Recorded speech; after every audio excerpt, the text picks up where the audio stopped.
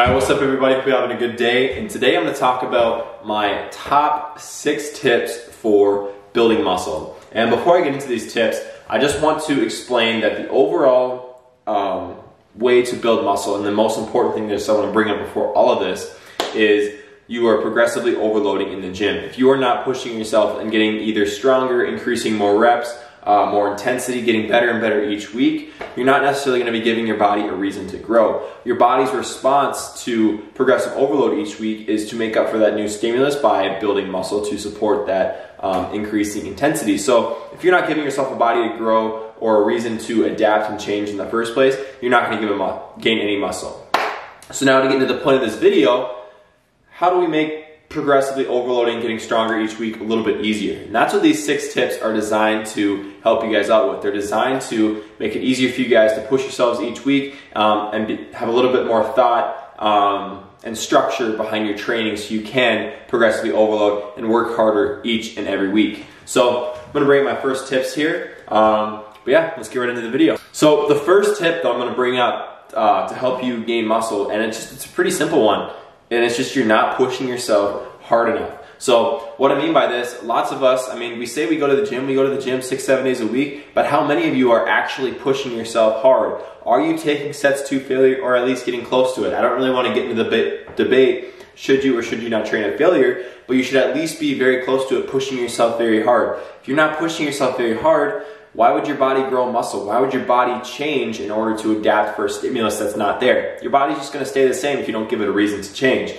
So if you're not training hard in the first place, I'd recommend start taking some sets to failure, or at least trying to push yourself harder. If you are taking some sets to failure and that's not cutting it for you, maybe add in a high intensity set or 2. Don't make all of them high intensity, but maybe throw in a drop set here and there. Maybe throw in a cluster set here and there, or do some partial reps when you hit failure. Little things like that can really take your training to the next level. I know for myself, I wasn't a big fan of training past failure and doing like high intensity sets. For maybe like the past year and a half, I would train hard, I'd push myself, get close to failure here and there. But I'd never go past that. And honestly, like the past year and a half, I really started focusing on pushing past failure and dialing in my intensity. And it's made night and day difference. Instantly, within like a few months after that, I could already feel and just see some small changes taking place that were significant. So that was awesome, and it really helped me. You never know, might be able to help you too. So overall, if you're not training hard enough, you're just not going to see progress whatsoever. So be honest with yourself, evaluate your training. Are you just in there going through the motions, or is there more you can be doing to push harder? So that's tip number 1. So the next tip I have, tip number 2, is you're not recovering enough. So training is, I like to look at it in kind of like 2 parts, your stimulus and your recovery. So your stimulus is when you're in the gym and actually working out, breaking down those muscle fibers. And when you're in the gym, you're not necessarily getting bigger when you're in that workout. All you're doing is just breaking down those muscle fibers and pumping them up with blood. The second part to training or growing muscle is the recovery phase. And that's what I'm going to talk about in this tip. If you're not recovering, you're not going to be making significant progress. Your recovery is when your muscles actually build up, repair, and get bigger. So if you're taking that part away and not recovering enough, you're not really going to be building muscle. You're going to have a hard time coming in and training harder each week. I guarantee you, if you go into the gym tired, sore, or not recovered from your last session, like if I train chest on Monday and I go in whatever day I train chest next and my chest is still just like not 100%, I'm not going to be able to give 100% effort into working harder that next training session. So if you're not able to work harder, again, it's not one of those things where it's like you're not going to get much progress or gain much more muscle. Other things that can impact your recovery is, I guess, too much volume in your workout. Are you doing too many sets, too many exercises? Lots of us, volume is such a really popular topic right now, and everyone's pushing the high volume game. Where, again, I'm not really going to get into that, but you could be doing too much volume that is affecting your recovery, not allowing you to recover fast enough for the next time you train that muscle group. Another thing to be looking at is too much intensity. It's a pretty rare one. I hardly ever see any people that are training too hard. You can almost always train harder, but still, there might be one of you out there who is training your ass off and is going a little bit too hard and could dial it back slightly. However, now that gyms are all open, lots of us realize that we were training a little bit too hard because it's that first day of training, we felt like shit the next day just because we pushed it too hard and we didn't go easy right away. So that would actually be a case when you could dial back your intensity a little bit, and you saw it firsthand there that if you go too hard, you're not going to recover fast enough. Another thing that can impact your recovery is not giving yourself as much days to rest in between your training sessions. So like I said, if I train chest on Monday, typically you want to give yourself maybe 2 to 3 days to recover. I personally think the sweet spot for me is right around 3, sometimes even 4 if I go a little bit too hard. And about that 3 days for me is about perfect. Like I said, sometimes 4, sometimes 2. We're all different there. So it's important that you listen to yourself and understand what works best for you. There is now a lot of days where people do like full body training 5 days per week, and they train like every muscle group every day of the week.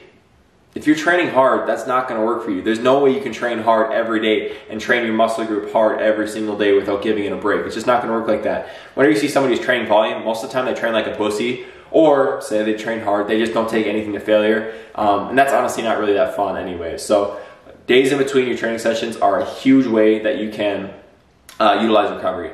The sweet spot for most natural lifters like myself is anywhere 2 to 3 days, sometimes 4. If you're enhanced and you're on gear, your protein synthesis is pretty much amped up a lot more than natural lifters are, obviously. So that's why you see lots of guys who are enhanced. They run like a bro split where they train one muscle group per week, different muscle group every single day. Natural lifters, it's not very optimal, but if you are enhanced, you can get away with stuff like that and see pretty good progress. So tip number 3, and this is a huge one.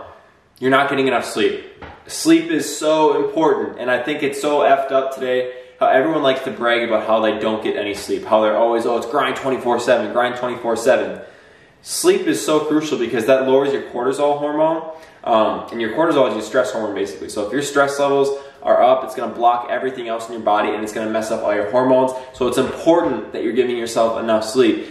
People, they say anywhere from like 6 to 8 hours. Honestly, I think it should be more so like 7 to 9 hours of sleep. I'm personally not the best at sleep either, so I can't be like saying a whole lot here. But sleep is so important for that recovery. And again, kind of based off that last question, if you're not recovered from workout to workout, you're not going to be able to push yourself harder. So much of that recovery comes from your sleep. A good night's sleep can make all the difference in the world in recovery. You've seen it for yourself. So you have a great night's sleep, you wake up the next day feeling refreshed, ready to go. But if you sleep like shit, you wake up just like, oh shit, what just hit me? So sleep is so important for your recovery. Personally, I try to make it a goal for myself to get 8 hours no matter what. Most often I'll get around like 7 to 7.5 hours, which is still better than the average person, but it's not cool to not get any sleep. And I get life comes in the way, and lots of times we do have to sacrifice sleep. I understand that. Lots of times sleep does have to be sacrificed because we have no control over that. But if you're the average person just to do it just because they're up at night playing video games, delegate the time for yourself to get some sleep. If you're all about going harder each week, I don't care if it's necessarily going harder in gym, but if you're going harder at work, going harder at school, if you're not getting enough sleep, you're slowly going to train less hard, and it's going to go down, down, down. Where if you're getting that sleep, that's what's going to allow you to go and make it easier for you to progress in whatever you're doing each day. You're going to hit a wall, and all of a sudden your body's just going to like give out, and it's just like you're going to force yourself to like oversleep one morning, and it's like, why did I do that? It's because you're not getting enough sleep in the first place. Your body's regulating itself. So prioritize your sleep. It's so important. So this next tip number 4, is one the last year I really started utilizing myself, and honestly, it's changed my intensity in my workout so much. It allows me to push myself so much harder and progressively get harder and harder each week, and that is prioritizing pre, intra, and post-workout nutrition. So just workouts or nutrition related around your workout. So important. Lots of us like to work out fasted, and I think I would never recommend that, and personally I'm not a fan of that anymore. If you are going to do it, if you are going to work out fasted, I'll just bring this really quick. If you're going to work out fasted, make sure you have a really big dinner the night before, and you have a post-workout meal of some kind, some protein, some carbs, planned for right after your workout. Normally I would never say that you have to get something in right after your workout, but if you're working out fasted, not giving yourself anything before that, it's very important that you get something like immediately after your workout. So that's fasted training. So workout, nutrition on your workout, the pre-workout meal, just started talking about that. That's going to be huge. That's going to fuel your body with glycogen, carbs, give you energy to train. If you do not have energy to train hard or feel like training hard, you're not going to be able to push yourself harder and harder each week. And I know for a fact, if I go in having a really crappy nutrition base before workout, I'm not going to push myself as hard. An important thing to a pre-workout nutrition too is finding the foods that sit well in your stomach. If you go into a workout feeling bloated and just kind of crappy, you're not going to train hard even if you had a pre-workout. But that pre-workout nutrition, if it does sit well in you, you get a little bit of protein, a little bit of carbs, a little bit of fats to slow the digestion down of that food, it's gonna help you out so much. Next biggest thing, intra-workout nutrition. Most people don't even know what intra-workout nutrition is. Until like a year ago, I didn't start doing it myself either. Like I knew what it was, but I didn't start doing it until like the past year ago. And that's just basically having some form of a carbohydrate in the middle of your training session. Personally, I take cluster dextrin and an intra-carb powder from Granite Supplements and BPN Supplements. That's great. If you don't want to spend the money, I recommend just getting some form of a simple sugar in during your workout. That's going to keep that glycogen store spiked slightly. It's going to give you more energy. You're going to be able to push yourself harder, and you're going to be able to recover faster because your body's not utilizing its stored nutrients in that workout to burn and fuel itself. It's utilizing the carbs that you're taking in during the workout. So for example, it's not going to be tapping into its muscle and its fat for energy. It'll be doing that later in the days because it'll be using the carbs that you're taking in the workout for a primary source of fuel. So because of that, you're going to recover a lot better, but most importantly, it's going to give you that little bit of an edge in your training to push yourself harder. And if the average person, say you don't train hard in the first place, it's not going to do shit for you. It's for that small percentage of people that train their ass off, like myself, and you go in and you're trying to get fight for every single rep on those hard sets. Having a carb source intra-workout protein may allow you to get that extra 1 or 2 reps on a hard set that you're fighting and grinding for every single rep. So it's really, really helpful. Helps me so much to progress. Also gives you a really good pump when you have some sort of a carb. And even sodium during your workout keeps your muscles hydrated, pumps them full of blood and glycogen, so it's a really fun thing to have. Post-workout nutrition, not nearly as important as pre-workout, I would say, but just as a general guideline, if you're not eating something before, or if you're not eating something after a workout, again, it's that recovery thing. You just broke everything down during your workout, and having that nutrition post-workout is gonna help build that back up, replenish, recover, repair, and build those muscle fibers back up. I'm not as picky as when you have it, as long as you have that post-workout meal sometime within 5 hours after your pre-workout. So have your pre-workout, anytime 5 hours after that, you want to have a post-workout meal. It's typically the best way to do it. Post-workout, obviously main priority is just getting in some protein, maybe like a faster digesting protein. It just doesn't really matter what kind of protein, but as long as you get in some protein. Also some carbs post-workout, replenish that glycogen. Carbs aren't going to be as big if you're having a big pre-workout meal and intra-workout snack, but I'd still recommend you get some in. So for guidelines for pre, intra, and post-workout nutrition, I typically like to take about half of my daily calories and prioritize them around my workout. Typically the biggest meal I have dense in carb, or my biggest carb meal is going to be my pre-workout meal. And literally, say if I'm consuming 3,500 calories a day, or let's just say 36 to make the math easier, I'm going to be consuming roughly 1,800 calories based around my workout, if that makes sense. I don't really care about this, how many meals you have before. Personally, recently I've been liking having about 3 meals before I lift. I'll be fine on 1 meal, I'll be fine on 2 meals. It's really just kind of what works best for you. But as long as you're getting that pre-workout, intra, and post, it's really gonna help out your training. So obviously this one's pretty straightforward, and I just wanna say right off the bat, you don't necessarily have to be in a surplus to build muscle. As long as you're training hard enough, progressing, working harder and harder each week, giving your body a reason to adapt to new stimulus, you're gonna be gaining muscle. You can do that in a deficit. It might be a little bit harder, but you can still do that as long as you're eating enough protein. So this next tip number 5 is you're not eating enough calories, where I'm not gonna advocate going on a huge bulk or eating in a crazy surplus, but still, there can be a point where we're eating too little calories and not feeling good enough. I know personally, when I diet down for my photo shoot, I'm very, very lean, very, very depleted, eating very, very low calories. My training does not feel nearly as good when I'm like that. I don't want to train very hard when I'm like that. I still force myself to, but I don't want to because I feel terrible. If you're eating too low of calories, you're going to feel terrible and not train very hard at all. So what I recommend doing most optimal for building muscle, get to a body fat where you feel good at. For most of us, it's going to be somewhere between 10 and 15%. Most of us probably even a little bit higher in that range. For me, it's right around 12%. With getting that body fat range, that's probably where you're going to feel the best, perform the best, have the most energy, and eat amount of calories where you feel good that allows you to stay in that anywhere from 10 to 15% body fat range. And that's all you really need to worry about for your training. I don't really say be in a huge surplus to be in a huge deficit, but just be in a spot where you feel good, you're not too fat, you're not too lean, you just feel good, you look good, and you're eating a decent amount of calories. For me, I'm eating anywhere from like 3,500 to 4,000 calories in the day right now. And that's allowing me to slowly kind of transition. I am still transitioning from my prep now. That's the amount of food that I feel good at. I'm not eating like 6,000 calories or anything like that. And again, everything's different. I do have a faster metabolism, so most of you probably won't be able to eat that much either.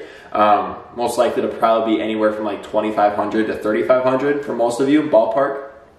But just make sure you're eating sufficient calories at a sufficient level of body fat. That's going to help you train so much harder, work harder each week, and gain more muscle. So the last tip I have to help you guys build muscle is to optimize your programming. You know, we all know what a certain split is. Like we all say we run like a legs push pull split. We all run a full body split. We all run a bro split. We all run an upper lower split, whatever it may be. But we don't ever get down to the nitty gritty in those splits, like what the actual exercises consist of.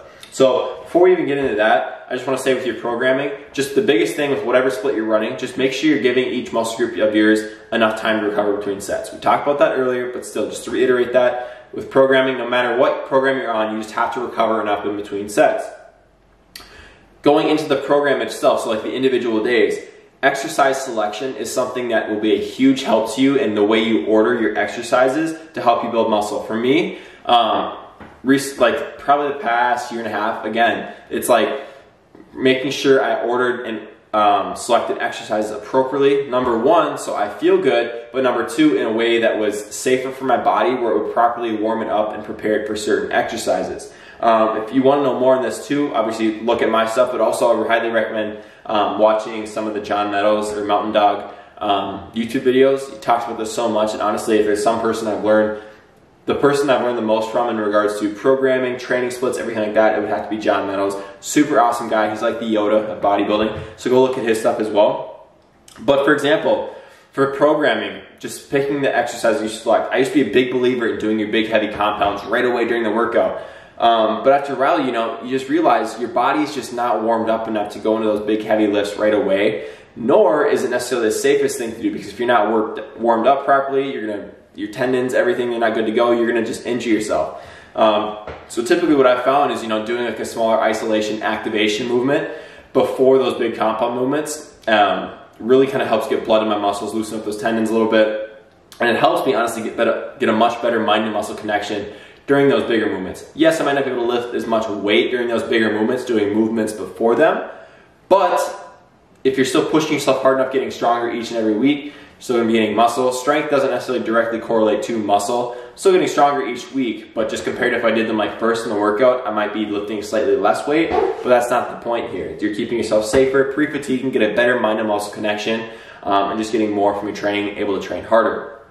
But everyone asks me, like clients of mine, they'll say, is it okay if I organize the order of these lifts and stuff during the workout? And I mean, if you want optimal results, no, it's not okay, just because everything is strategically placed a certain way. So just learning how to structure your workouts in a way where you're going to put your high intensity sets here, high intensity lifts there, your compound lifts there, your isolation lifts there, that's really going to help you out with your workouts. And just like a general guideline for how I structure mine is, I follow the John Meadows approach. We're going to activate or stimulate the muscle. So we're going to do that with a movement that feels really good. It's not as taxing, like say like a barbell squat. We might do like a leg extension. Feel that good. Start out with that, get some muscle to the blood in the legs. From there, then we might move on to a compound lift. We just did our isolation, so now it's probably okay if we do a compound. I might even do 2 isolations before a compound, just to pre-fatigue my muscles, get blood there, and I'm going to feel so much better. So then that second or third movement, say we'll go into our squat, our barbell squat, big compound movement. Do that, and then after that, we're going to go down and get a more pump work in. We're going to do like that next exercise we do, say on like a machine or so, we're going to do on a high intensity set. We're going to push to like a drop set. We're going to push like a cluster set. Next exercise after that, we're going to do the same thing.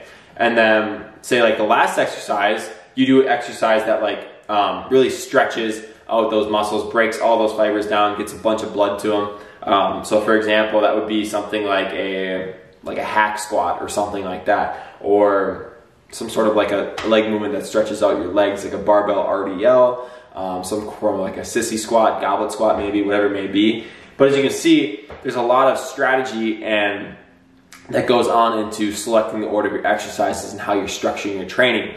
And that strategy can be a huge indicator of how you're training, your effort level, how you perform, which ultimately will help you train harder each week and grow more muscle. So that's all I gotta say.